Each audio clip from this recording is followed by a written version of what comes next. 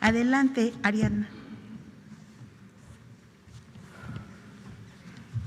Con tu permiso, secretaria. Buenos días a todas y a todos los que están aquí esta mañana y quienes nos siguen a través de las redes sociales del Gobierno de México. Como ustedes saben, el día 3 de diciembre es el Día Internacional de las Personas con Discapacidad. Con motivo de ese día, hoy estamos presentando el informe de lo que como Gobierno de México hemos realizado en la materia. Adelante. Recordar que hubo 2 reformas en materia de bienestar de las personas con discapacidad. Hubo 2 reformas en materia de bienestar de las personas con discapacidad en la Constitución. El primero, que se aprobó en mayo del 2020, cuando sucedía la pandemia, pero es un tema fundamental que las personas con discapacidad tengan apoyos diversos, especialmente la pensión. De inicio fue solo universal para las niñas y los niños. Y justo el 2 de diciembre, hace un año, se publicó una actualización de esta reforma que determina que la pensión para personas con discapacidad es universal de los 0 a los 64 años, porque al cumplir los 65 años pasan de manera automática a la pensión de adulto mayor. Esta pensión es universal en 24 estados y gracias a esta reforma constitucional seguimos avanzando para ampliarla en el territorio nacional. La segunda parte de la reforma, que es un tema muy importante, es el derecho a la rehabilitación. La rehabilitación se concibe como un derecho llave para las personas con discapacidad. Especialmente, la rehabilitación obtiene mejores resultados cuando se hace a temprana edad. Se tiene que aplicar las terapias a lo largo de la vida, pero tienen mejor avances y más resultados desde la niñez, si se aplica desde la niñez. Somos de los pocos países en el mundo que concebimos la rehabilitación como un derecho y es un reto que hemos ido avanzando en cumplirlo y vamos a comentar cómo lo hemos hecho. De tal manera que estos 2 derechos para las personas con discapacidad están encaminados al objetivo prioritario en materia de atención a este grupo de la población, que las personas alcancen su mayor autonomía e independencia. Adelante. La pensión para el bienestar para las personas con discapacidad hoy en México la reciben 1.614.018 personas con discapacidad menores de 65 años, porque hay adultos que viven con discapacidad y son cerca de 2,5 millones. Pero hoy estamos informando lo que es la pensión a menores de 64 años. La inversión en este año es de 32,000 millones de pesos para este grupo de la población. Adelante. Como saben, el programa Salud Casa por Casa está destinado a atender la atención, la parte primaria de prevención de la salud, tanto adulto mayor como personas con discapacidad. Y ya hemos visitado a más de 1 millón de personas con discapacidad en su domicilio, otorgando consultas gratuitas y estamos avanzando. Ya tenemos el historial médico digital que puede ser compartido con todo el sector salud y tenemos ya mucha información que se está analizando para mapear la discapacidad por territorio y saber qué es lo que pasa en un territorio que nos pueda estar dando una información para prevenir la discapacidad. Adelante. Hemos apoyado a 2,698 niñas y niños con cáncer. La presidenta instruyó que se entregara un apoyo a las familias cuidadoras que tienen niñas y niños con cáncer sin seguridad social por 6,400 pesos bimestrales. Este apoyo es universal. Si alguna familia que dentro de sus integrantes hay un niño o niña con cáncer que no tiene este apoyo, en el hospital, centro de salud donde se atiende, se está registrando de manera permanente y universal. Adelante. En el caso de la rehabilitación, como saben, mantenemos un convenio con la Fundación Teletón para dar terapias gratuitas a las niñas y los niños menores de 18 años. Tenemos un padrón de 25,525 niñas y niños que reciben estas terapias de manera gratuita. Hemos a la fecha, desde que iniciamos el programa, que fue en 2021, otorgado 4,401,000 terapias gratuitas.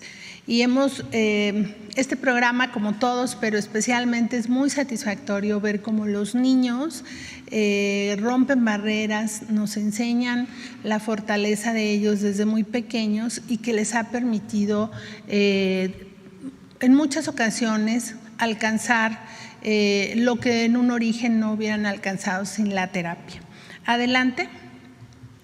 La pensión con discapacidad es universal, como lo hemos dicho, en 24 estados de la República, que aquí se refleja el mapa de los estados que están en color lila, son los estados que están aportando a la pensión de manera concurrente con la Federación.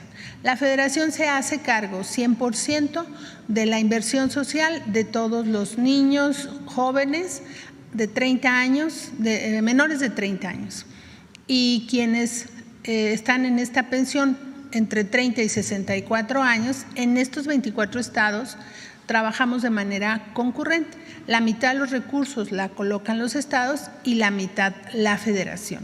De tal manera que estos convenios se firmaron en el gobierno del presidente López Obrador y fueron refrendados en diciembre mismo del 2024 por las y los gobernadores para que esta pensión se mantenga universal. Y ellos, como Estado, en este año han invertido 3,776 millones de pesos. Como verán, el universo que estamos atendiendo es de 900,000 personas menores de 30 años. Estamos atendiendo el grupo de la población que es importante atender a temprana edad. Adelante. Y aquí trajimos una gráfica que es importante, porque es cómo evoluciona el monto de la pensión y aquí se demuestra que estamos cumpliendo el precepto constitucional de que siempre debe de haber más recursos para los programas, que debe de tener un incremento, por lo menos en términos reales. Y aquí queremos hacer una reflexión. Esta pensión a nivel nacional no existía hasta el 2019 con el gobierno del presidente López Obrador y continúa con el gobierno de nuestra presidenta Claudia Sheinbaum. Aquí se refleja en dónde estaba la agenda y las personas con discapacidad no estaban en la agenda pública. Hoy lo están y nos da mucho gusto que los recursos siempre han ido aumentando como ha sido necesario para cubrir la universalidad en estos estados, cubrir a todos los niños y jóvenes, a la población indígena que también tiene acceso universal. Adelante. Y por último, comentarles la inversión en estos 7 años ha sido de 141,353 millones de pesos y venimos de una inversión cero en el 2018 y el periodo anterior a una inversión decidida en materia de discapacidad. Y seguimos trabajando y construyendo políticas que nos permitan coadyuvar con el bienestar de las personas con discapacidad. En próximos días vamos a presentar una consulta de y para las personas con discapacidad. Les daremos en el tiempo los detalles una vez que nos autorice la presidenta, pero es muy importante escuchar la voz de las personas con discapacidad para que puedan ejercer sus derechos plenamente, ir a trabajar, estudiar, el acceso a la salud, de tal manera que ellos tengan, como lo he dicho, que es el objetivo del trabajo de todos, autonomía e independencia en su vida. Es cuanto, secretaria. muy bien el programa de la pensión para personas con discapacidad. Es un gran programa que atienden la Secretaría de Bienestar y los servidores de la Nación con su excelente trabajo. Ahora sí, damos el paso a las preguntas de discapacidad y de… Por favor.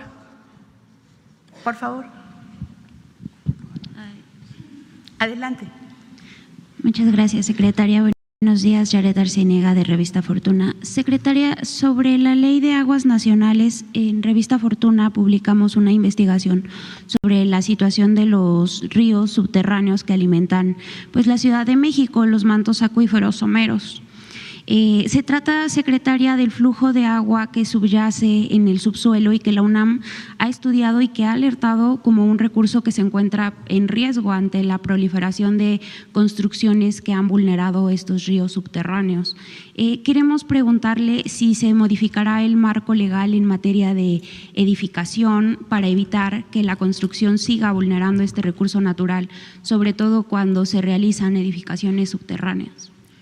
Me parece que el tema sobre la Ciudad de México lo deben valorar en esta ciudad, el gobierno de la ciudad, sin duda, y también en lo referente a la propia legislación o a su actualización, sería al Congreso de la Ciudad de México quienes tienen en conjunto que hacer esta valoración y los estudios correspondientes, porque entiendo, porque hemos estado un buen tiempo en la Ciudad de México, que hay un principio de estudios, de análisis sobre estos temas, pero específicamente ahora la actualización de esas leyes, pues sería prudente que las analizaran. No sé qué tanto sea el avance en estos últimos años sobre esta legislación, pero debe haber estudios que se han hecho con el Instituto los institutos de la UNAM en general, son varios, y creemos que sí sería prudente siempre el cuidado del medio ambiente, y en la ciudad creo que el gobierno de la ciudad está muy pendiente de ello. Muchas gracias, secretaria.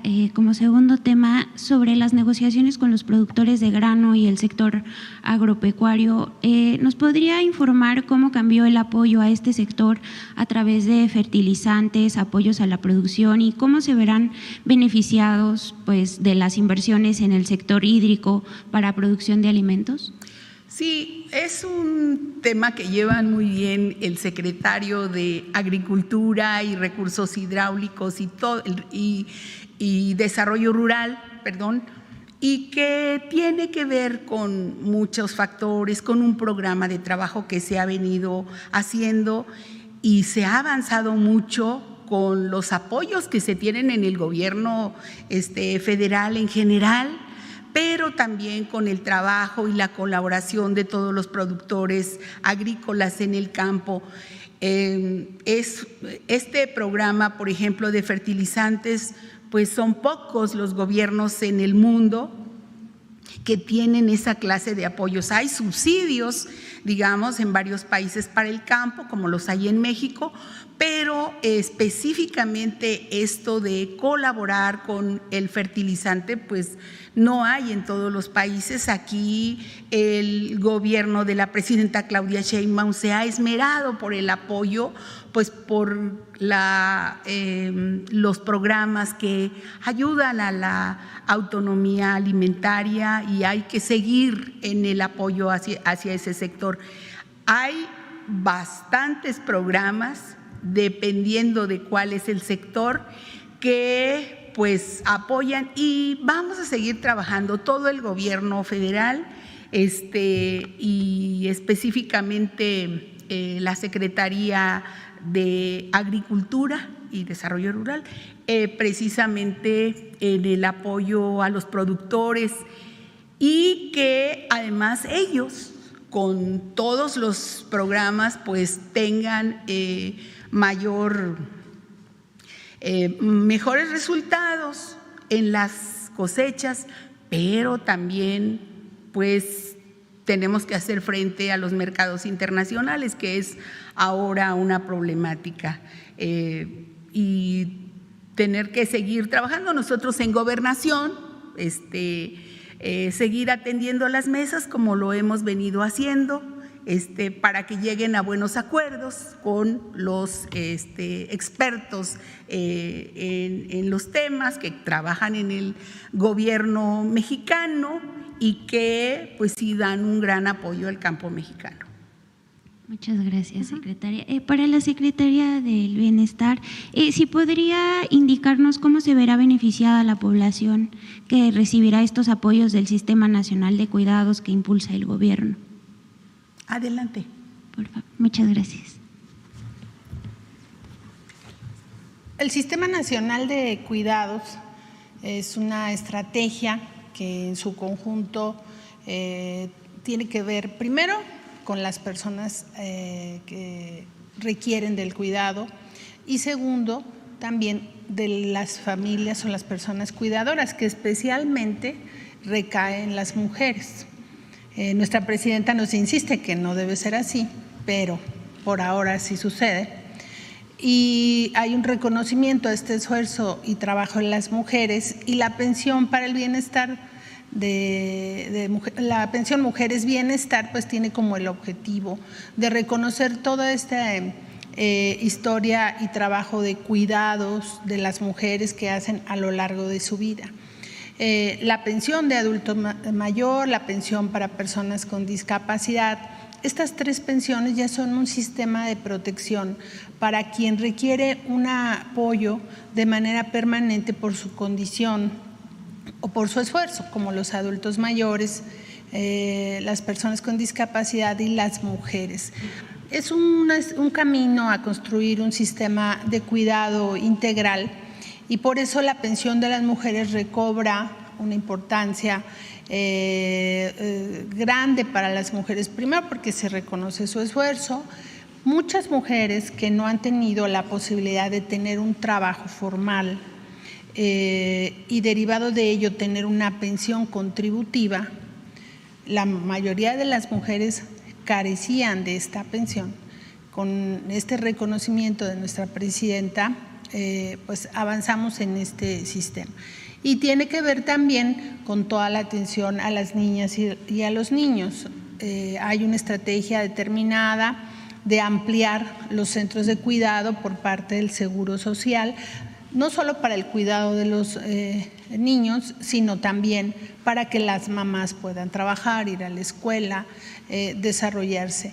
La visión integral del sistema de cuidados tiene que ver con, insisto, estas dos grandes áreas, quien es cuidado y las personas cuidadoras. Entonces creo que estamos trabajando mucho en ese tema, la Secretaría de las Mujeres con todo el despliegue de sus estrategias en los centros libres, la promoción de los derechos de las mujeres, y habremos al futuro de ir organizando pues los horarios laborales, los horarios en general de la sociedad para que las mujeres podamos desarrollarnos. Todas las juntas de la escuela son en la mañana, entonces como un ejemplo.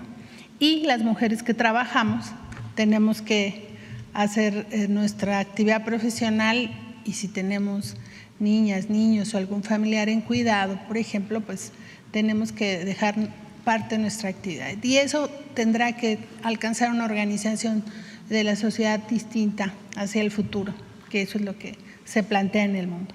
¿Las personas con discapacidad cómo se verían beneficiadas de este programa? Bueno, primero reciben su pensión y la pensión es un ingreso básico para las familias que combate la pobreza y la desigualdad. En segundo lugar, y no menos importante, hoy son parte de la agenda nacional, porque eso sucedió hace 7 años, que son las cosas que celebraremos mañana, porque antes no existía una agenda de discapacidad y lo suplía la sociedad civil. Por eso es el único programa de todo el gobierno donde sí tenemos un convenio con la sociedad civil, que es en este caso la Fundación Teletón, que ellos hicieron todo lo que el Estado mexicano no hizo previo a la llegada al gobierno de la Cuarta Transformación. Y las personas con discapacidad hoy tienen estos dos derechos consagrados en la Constitución: su pensión, el acceso a la rehabilitación, el acceso a la salud, la atención domiciliaria que hoy estamos haciendo con Salud Casa por Casa. Se va construyendo una política integral de atención que, viendo a las personas como las empezamos a atender en el 2019 y ahora, tenemos historias muy bonitas de lo que han podido lograr gracias a estos apoyos. Muchas gracias, Gracias. secretaria. Usted, por favor. Buenos días, secretaria. Buenos días. Ariana Esquivel, de Enlace 13 Televisión. Aprovechar la presencia de la secretaria del Bienestar, Ariadna Montiel, para preguntarle qué pasa en los estados donde no está el programa universal para personas con discapacidad y si siguen las negociaciones para que se puedan afiliar estos estados a este programa. Adelante, compañera. Con tu permiso, secretaria. Donde no tenemos la universalidad, que son en estos 8 estados, atendemos de manera universal a todos los menores de 30, a todas las personas de población indígena y afromexicana y a personas en condición de extrema pobreza. El otro grupo de la población entre 30 y 64 años que no están en estas dos condiciones todavía no tienen acceso a la pensión. A lo largo de estos 4 años, porque fue en 2021 cuando el presidente planteó esta estrategia, pues hemos venido hablando con los gobiernos de los estados y recientemente estuvo Durango con nosotros planteando, si no la universalidad, avanzar en una parte de la pensión y bueno, siempre estaremos en el diálogo con los estados para que esto suceda. Es muy importante decir que la política de bienestar es muy distinta a la que era hace 7 años y una parte fundamental es que se organiza de manera integral y nos ayudaría mucho pues que todos los estados se sumaran porque podríamos tener la información total del origen de la discapacidad, de los tipos de discapacidades más prevalentes, que lo sabemos por las encuestas nacionales, que es la discapacidad motriz, por ejemplo, y hacer estudios mucho más profundos a nivel del territorio nacional, que no solo pues principalmente de otorgar este apoyo a las personas con discapacidad, que es muy importante que cuenten con un ingreso básico, porque son quienes viven en mayor desventaja de movilidad, de acceso al trabajo, de acceso a la educación, que les derive en tener una actividad laboral con una remuneración digna. ¿Ustedes saben cuántas personas con discapacidad en estos estados son las que están pues no recibiendo este apoyo? Estamos hablando de cerca de 800,000 personas. En estos estados. Sí, que viven con discapacidad permanente, porque ahí también hay que hacer siempre una aclaración que a veces es complejo. La pensión es para personas con discapacidad permanente, hay personas que viven con limitación, con alguna enfermedad que no las discapacita, pero presentan alguna enfermedad. Hoy la discapacidad no se entiende solo en el contexto físico de la persona, sino en el contexto de la sociedad. Hablando de la neurodivergencia, lo que te limita es el contexto. Lo que no te permite desplazarte es la banqueta, la escalera, el transporte público. Si reconocemos que nadie somos iguales, las personas con discapacidad entran en esa diversidad, solo que el contexto es el que no te permite. Hoy esa es la visión con la que se trabaja a partir de que está establecido en la Convención de Naciones Unidas. Es un tema en el que hay que abordar muchas cosas como la educación, pero lo primero es que tengan un ingreso básico que les permita su alimentación al tener poco acceso a sus derechos sociales. Secretaria, también ahí nos presentaba una gráfica donde año con año fue aumentando el monto de las pensiones. ¿Para el siguiente año se prepara algún aumento? Sí, Sí, esta es la gráfica. Todos los años ha aumentado el monto individual el monto bimestral, y así sucederá. Ya está aprobado en el presupuesto de la Federación, y estamos agradecidos con los diputados que votan el presupuesto, porque han cumplido con la Constitución de que siempre haya más recursos. Y sí va a haber aumento, ya seguramente la presidenta en su momento lo va a comentar, pero por lo menos será la inflación. Vamos a cumplir con ese cometido para la gente. Gracias. Gracias. En otra pregunta, secretaria, fíjese que la semana pasada en Coahuila, extrabajadores de AMSA marcharon desde Monclova, la región centro, hasta la capital, hasta Saltillo, Coahuila, con la intención de exigir al Estado y a la Federación resultados en la compra o adquisición, subasta de la siderúrgica AMSA. Preguntarle cómo van las mesas de trabajo, si tiene información al respecto y si al término del año vamos a poder tener esta buena noticia de justicia para los trabajadores. Solamente estoy enterada de que han estado conversando con el secretario del Trabajo. Quizá él nos pueda dar más adelante alguna información al respecto, pero pues sí, es una problemática que se ha visto en aquella entidad y que pues sí refiere la problemática para las familias y todo. Entonces habrá que conocer cuáles son la última información al respecto. Muchísimas gracias. En otro tema, con la aplicación de la ley de aguas, ¿se tiene el dato de cuántos litros de agua podría recuperar el gobierno de México o evitar que se maneje de manera ilegal?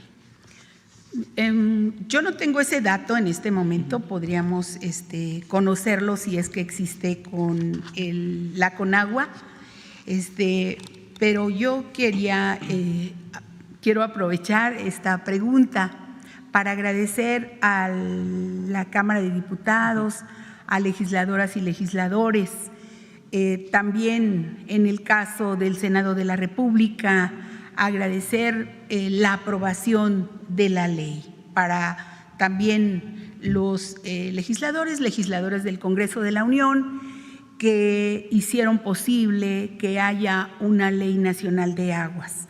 Como aquí ya se ha dicho repetidamente, tanto como por la presidenta de México como por el propio director general de Conagua, es muy importante varias de los artículos que contiene esta ley que conllevan a dar apoyo y certidumbre a las actividades productivas, a evitar el almacenamiento, la concentración en unas cuantas manos en algunas regiones del país y pues a poner orden precisamente en todo lo relativo a la cuestión hídrica. Entonces me parece que pues vale esto la pena felicitar pues al Congreso por esta iniciativa de ley enviada por la presidenta de México. Por eso aquí agradecer también ya en primera instancia a los grupos que participaron y que dieron sus opiniones al respecto, no solamente a los productores agrícolas que se levantaron de ahí, de la mesa, todo lo que ellos estaban observando y cuando eran observaciones válidas se tomaban en cuenta, tanto en la Cámara de Diputados como en la Secretaría de Gobernación. Me llamaba la atención, no sé si sea posible, compañero, poner algunas de las organizaciones que apoyaron ya definitivamente esta iniciativa de la Ley Nacional de Aguas, esta iniciativa aprobada ayer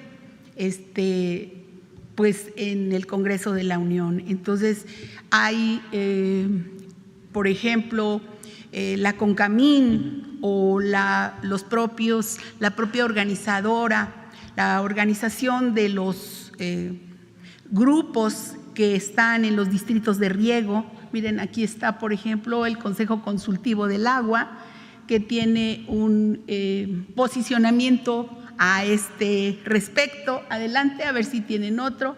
Aquí está uno que es importante, que es el Consejo Nacional Agropecuario, que también estuvo de acuerdo con la ley. Otras voces distintas son, adelante por favor, de la Asociación Nacional de Usuarios de Riego, que también es en todo el país. Muchas voces se sumaron y que participaron activamente en opinar y apoyar pues esta ley. También otros organismos importantes, también de productores agrícolas en todo el país. Entonces, pues continuarán las mesas de trabajo para quitar cualquier duda que haya al respecto, para atender a los productores agrícolas y campesinos, también a los pequeños, a los medianos, y darles toda la confianza para que puedan trabajar e invertir en el campo. Gracias, secretaria. En una última pregunta, hace un par de días se cumplieron los 3 años que tenía los estados faltantes para la homologación de la Ley de Seguridad y Movilidad Vial. Son 11 estados, incluyendo la Ciudad de México, quienes no lograron homologar esta ley en este plazo de 3 años. ¿Cuál sería el llamado o qué acciones siguen para poder evitar accidentes viales, ya que está comprobado científicamente que aplicar esta ley, o que en los estados que ya está aplicada esta ley, ha disminuido los accidentes fatales? Es muy importante, sobre todo salvar vidas. Respecto de lo que usted dice, estoy muy de acuerdo, y habría que revisar cuáles son esos estados y habría que revisar cuál es la razón, quizá porque cambiaron de, no sé, de congreso local para poder hacerlo. Me parece muy bueno, si ya hay una ley general, pues adecuar todo para prevenir accidentes. Entonces, sí estamos de acuerdo. Justamente ayer colectivos se reunieron aquí en la Ciudad de México para tratar de seguir elevando el tema, esto con la llegada del Mundial a diferentes sedes, y poder asegurar la salud y la seguridad de las personas que vayan a moverse en estos lugares. Lo revisamos con mucho gusto, sí, lo revisamos. Gracias. Adelante.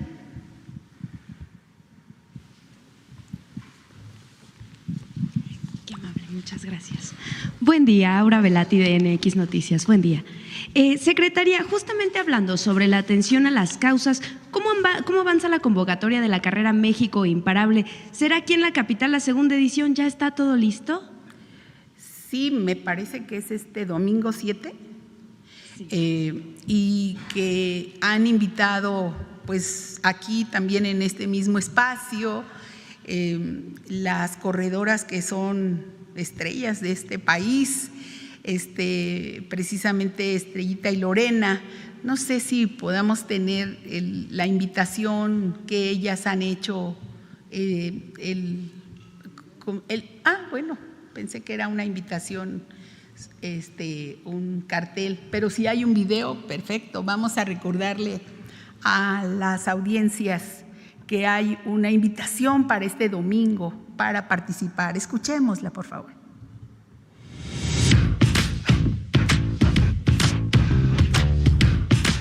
Es momento de conocer Raíces de Agua. Corte, Raíces de Agua es en Chiapas, aquí Raíces de Fuego. Raíces de Fuego, sí, fuego. Sorry, es que me pongo un poco nerviosa, se me hace más fácil grabar en teléfono. Déjame ensayo 2 segundos, ¿va? Vivimos en una ciudad construida sobre el poder de los volcanes, los templos, los pueblos. Una ciudad que arde en movimiento y que ahora se está preparando para el evento cultural más grande del momento.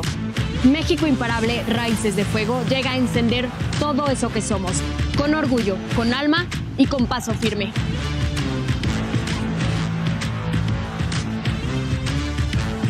Y este 7 de diciembre te espera con los brazos abiertos para una carrera como ninguna otra. 5, 10 o 21 kilómetros. Elige la distancia que quieras, pero sobre todo, elige reconectar con lo que eres. Este diciembre no solo vas a correr una ruta, vas a correr con tus raíces. Vas a reconectar con siglos de historia. Y vas a correr con fuego. Te esperamos en la Ciudad de México, te esperamos en Raíces de Fuego. ¿Ves? A esto me refería.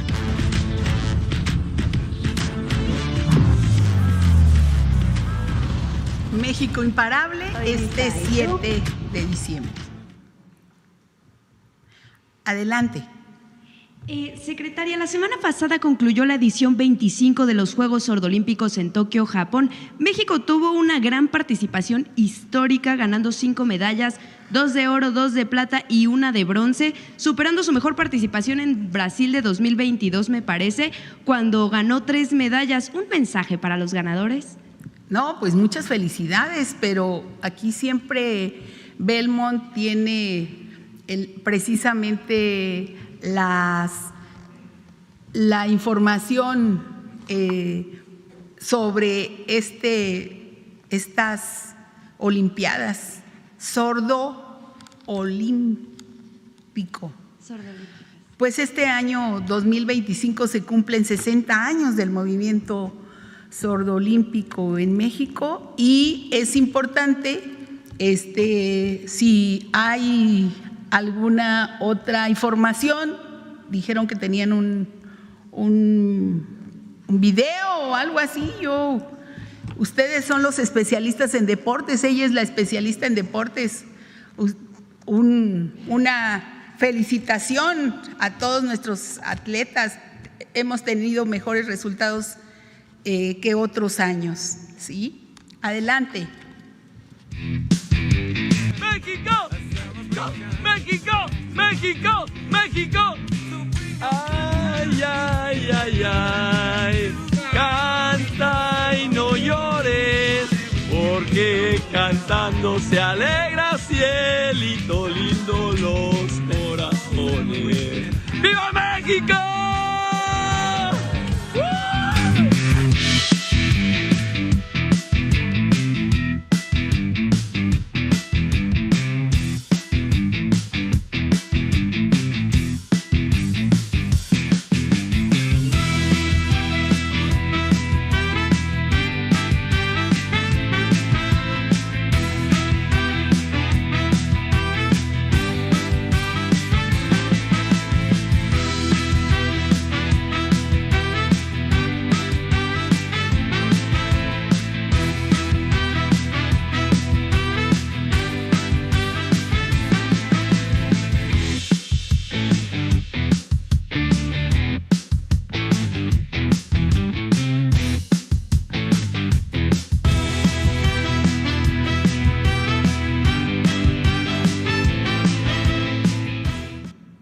No, pues muchas felicidades a los campeones mexicanos, un aplauso para ellos y pues a seguir con estos triunfos. Muchísimas gracias, secretaria. Gracias. Sería todo. Buen día.